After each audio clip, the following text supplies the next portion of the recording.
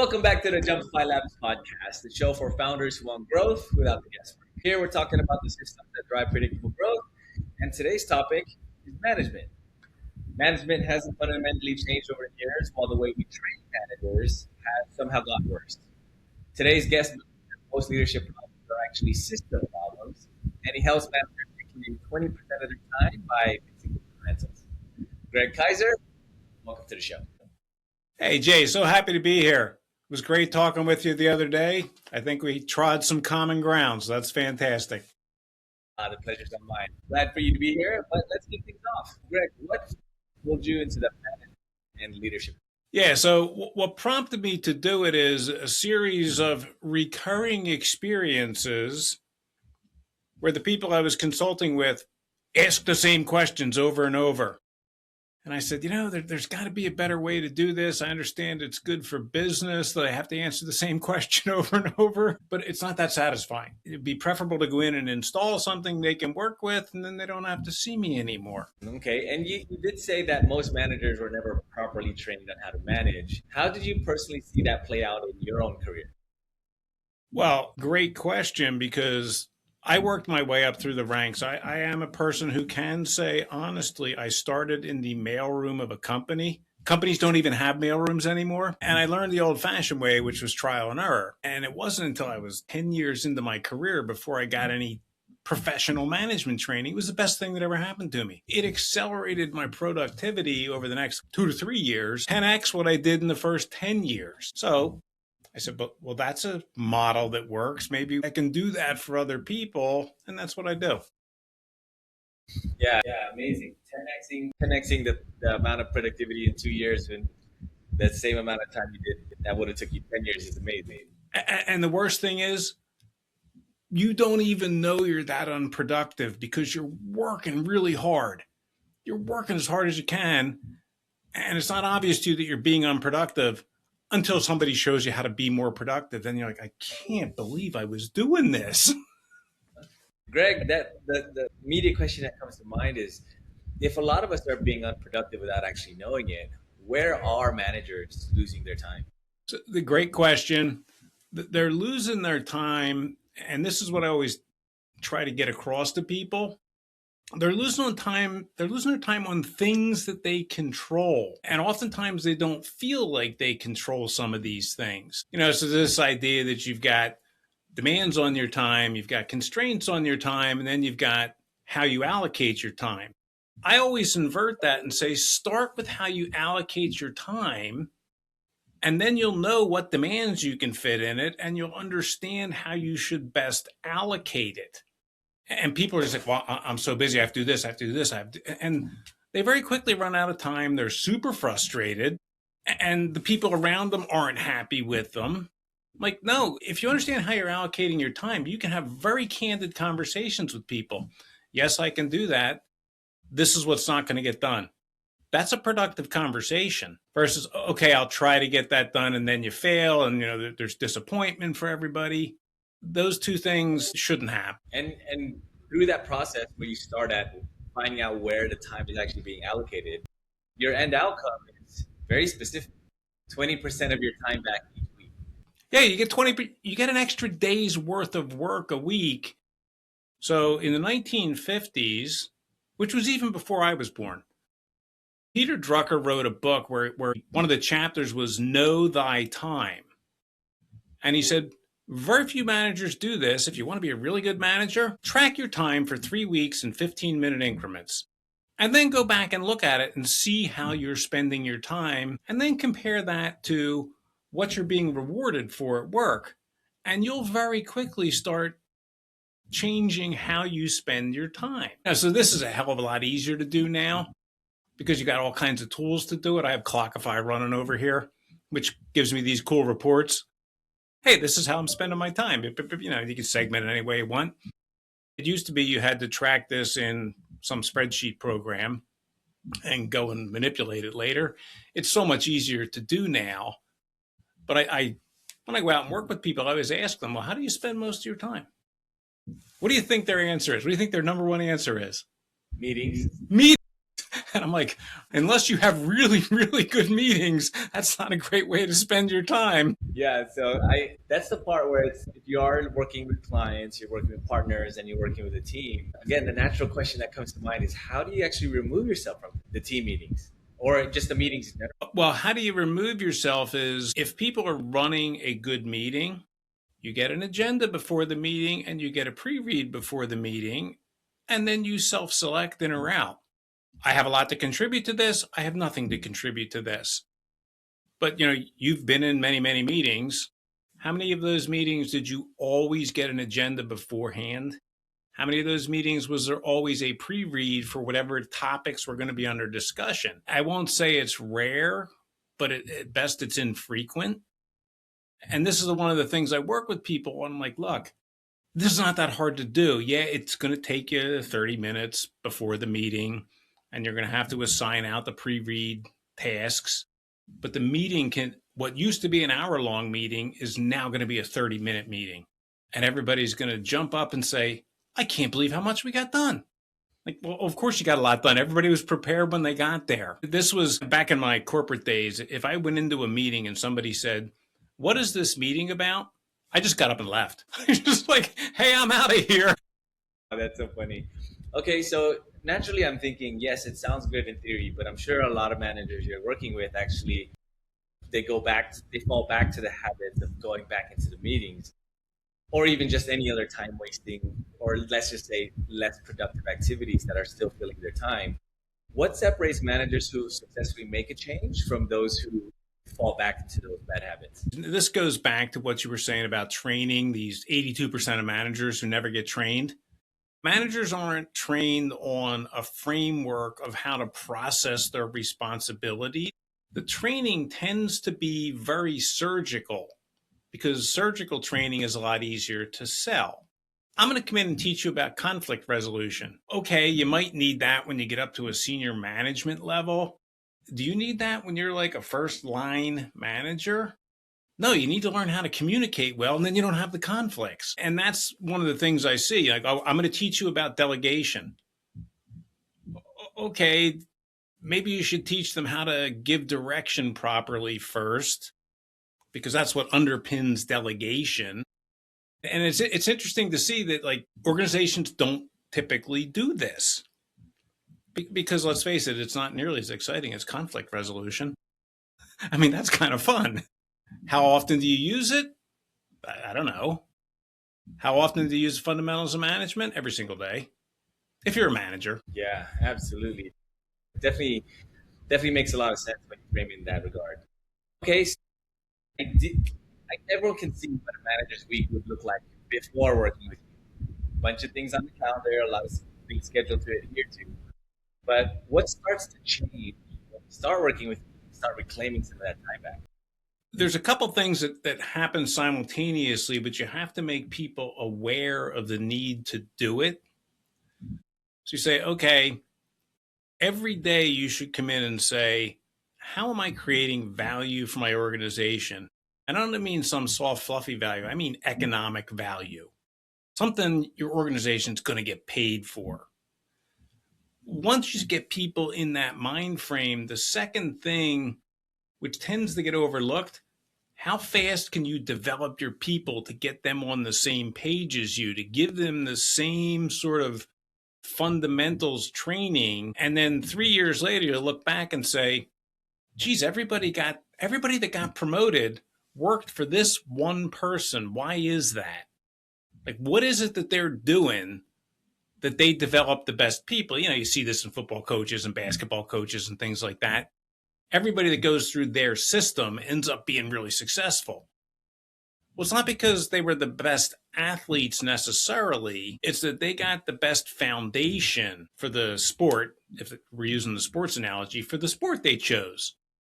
It's the same thing in management. If you choose management as your profession, it would behoove you to become a professional in that profession, which that's a function of training.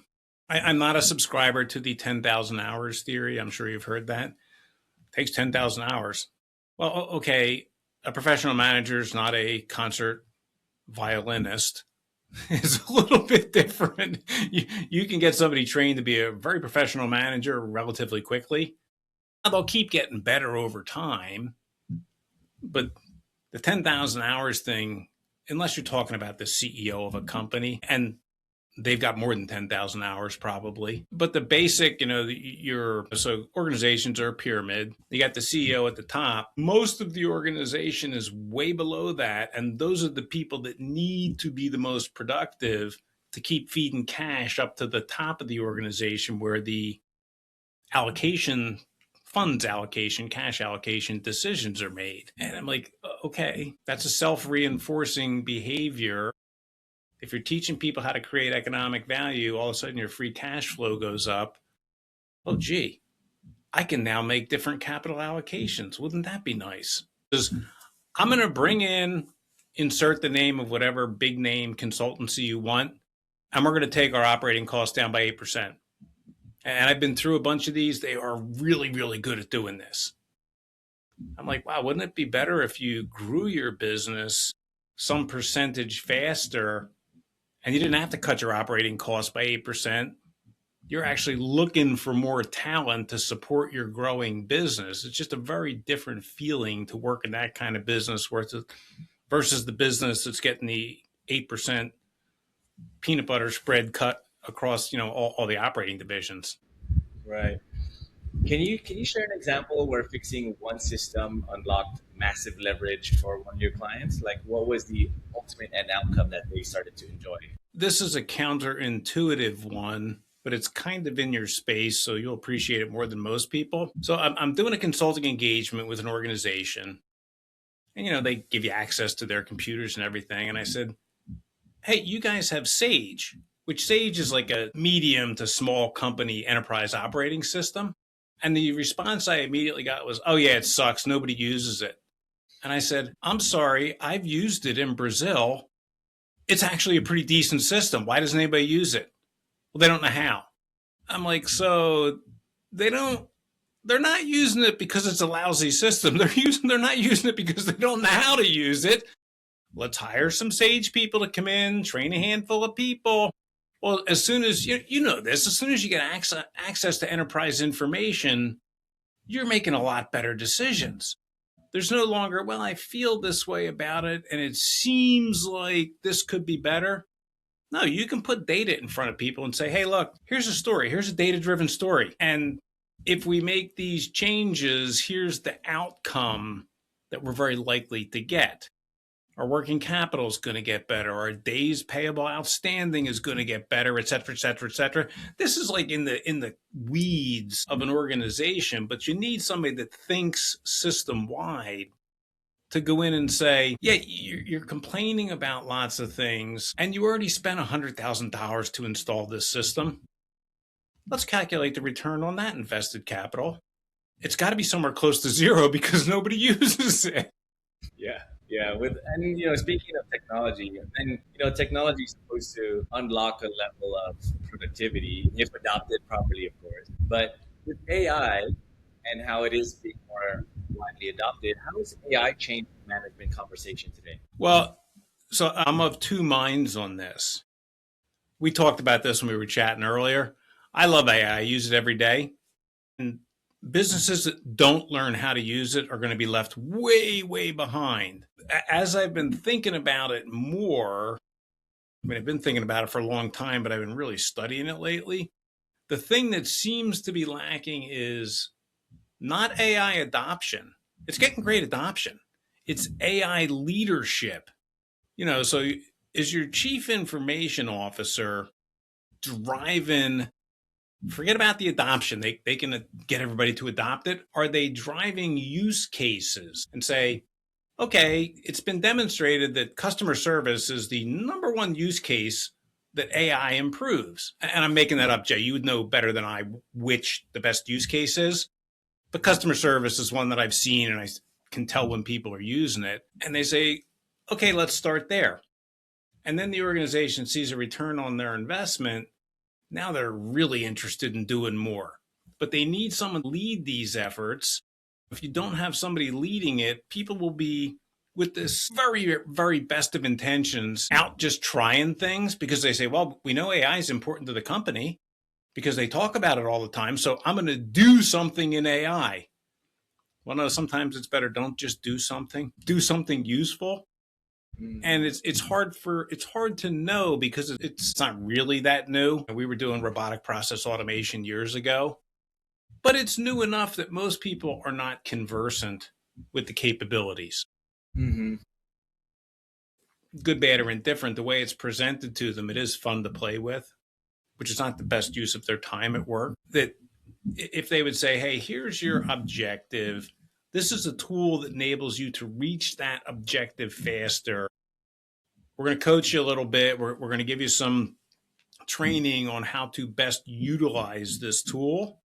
The pickup would be tremendous. Yeah, definitely. It's one of those things where learning how to do it and manipulate AI is one thing, but if you think about what the question I'll ask people often is, if you had a magic AI robot that could do anything in your business for you, what would you have it do?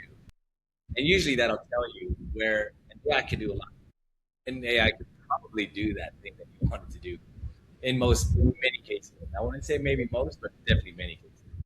Absolutely agree. So I go back years ago. I went to school. I learned how to do some basic coding things. So I also knew how to get on the mainframe for the company's computer I was working with. So I started inserting my own programs. One day, this rather large guy, who just happened to be big, he shows up in my office and he says, hey, we tracked this down. Why are you putting code into this system? I said, oh, I learned how to do this, this, and this. He's like, your code sucks, okay? He's like, just tell me what you want done and I'll do it for you. I see similarities there, that there's a way to do things, and then I won't even say best, there's a more efficient way to do the same thing. So when you say the question, if you had this capability, what would you tell it to do? That's what the guy said to me. He's like, look, anytime you want to come to my office, come and tell me what you want. And he's like, 2 weeks later, I will be back to you with a solution. And he made good on his word. I worked with this guy until the day he retired.